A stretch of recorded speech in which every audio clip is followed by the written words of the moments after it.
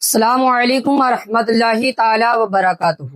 آپ جانتے ہیں کہ جب کسی کے گھر میں کسی عزیز کا انتقال ہو جاتا ہے تو گھر کا ماحول غم سے بھر جاتا ہے، ہر طرف اداسی چھا جاتی ہے، رشتہ دار اور پڑوسی جمع ہو جاتے ہیں اور بعض لوگ غم کی شدت میں رونا شروع کر دیتے ہیں۔ ایک فطری بات ہے کہ اپنے پیارے کی جدائی پر دل دکھتا ہے، آنکھوں سے آنسو نکلتے ہیں اور انسان غم زدہ ہو جاتا ہے، لیکن بہت سے لوگ ایسے بھی ہوتے ہیں جو اس موقع پر چیخو پکار کرتے ہیں، بلند آواز سے روتے ہیں، اپنے سر پیٹتے ہیں، ہاتھ پیر مارتے ہیں اور طرح طرح کی ایسی باتیں کرتے ہیں جو شریعت کی تعلیمات کے خلاف ہوتی ہے۔ آج کی اس ویڈیو میں ہم آپ اسی مسئلے کے بارے میں بات کریں گے، کیونکہ بہت سارے لوگ لا علمی کی وجہ سے ایسے کام کر جاتے ہیں جو نہ صرف ان کے لیے گناہ کا سبب بنتے ہیں بلکہ میت کے لیے بھی تکلیف دہ باعث بن سکتے ہیں۔ میرے اسلامی بھائیوں، یاد رکھیے، اسلام نے غم منانے کے لیے منع نہیں کیا ہے۔ اسلام دل کے درد کو سمجھتا ہے، آنکھوں کے آنسو کو سمجھتا ہے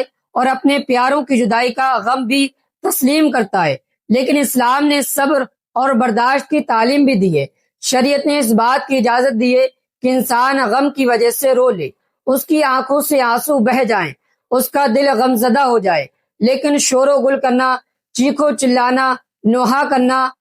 اور ہاتھ پیر مارنا، سر پٹکنا یہ جائز نہیں ہے۔ رسول اللہ صلی اللہ تعالی علیہ وسلم کی تعلیمات سے ہمیں معلوم ہوتا ہے کہ آنکھوں کا آنسو بہانا اور دل کا غمگین ہونا فطری ہے، لیکن زبان سے ایسی باتیں نکالنا جو اللہ تعالیٰ کو ناراض کرے یا چیخو پکار کے ذریعے غم کا اظہار کرنا درست نہیں ہے۔ ذرا سوچئے، جس شخص کا انتقال ہو چکا ہے وہ خود ایک بہت بڑے مرحلے سے گزر رہا ہوتا ہے، وہ دنیا سے رخصت ہو کر آخرت کے سفر پر روانہ ہو چکا ہوتا ہے۔ ایسے وقت میں اس کے لیے دعا، استغفار اور اصالہ ثواب کی ضرورت ہوتی ہے، نہ کہ ایسے اعمال کی جو اس کے لیے تکلیف یا پریشانی کا سبب بن جائیں۔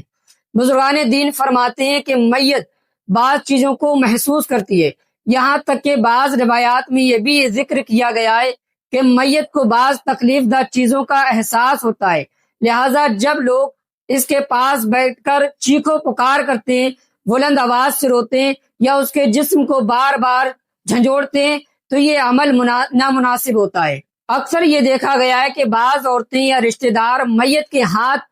پکڑ کر زور زور سے روتے ہیں، اس کے جسم کو ہلاتے ہیں، بار بار اس کا نام لے کر چیختے ہیں اور بے صبری کا مظاہرہ کرتے ہیں، حالانکہ حقیقت یہ ہے کہ دنیا کی کوئی طاقت اس شخص کو واپس نہیں لا سکتی جس کا وقت پورا ہو چکا ہے۔ اس کے لیے اس موقع پر صبر کرنا اور اللہ تعالیٰ کے فیصلے پر راضی رہنا ہی مومن کی شان ہے۔ اعلیٰ حضرت امام احمد رضا خان علیہ رحمت و رضوان فتاوی رضویہ میں فرماتے ہیں کہ میت پر بلند آواز سے رونا اور نوحہ کرنا ناجائز و حرام ہے۔ اسی طرح دیگر فقہاء کرام نے بھی واضح فرمایا ہے کہ شور و گل اور چیخو پکار کے ساتھ غم کا اظہار کرنا شریعت کے مطابق نہیں۔ البتہ اگر کسی کی آنکھوں سے آنسو جاری ہو جائے، دل میں غم ہو، طبیعت بوجھل ہو اور انسان خاموشی کے ساتھ رو لے تو اس میں کوئی حرج نہیں ہے، یہ انسانی فطرت ہے اور شریعت نے اس کی اجازت دی ہے۔ اللہ تعالیٰ دلوں کے حال کو جانتا ہے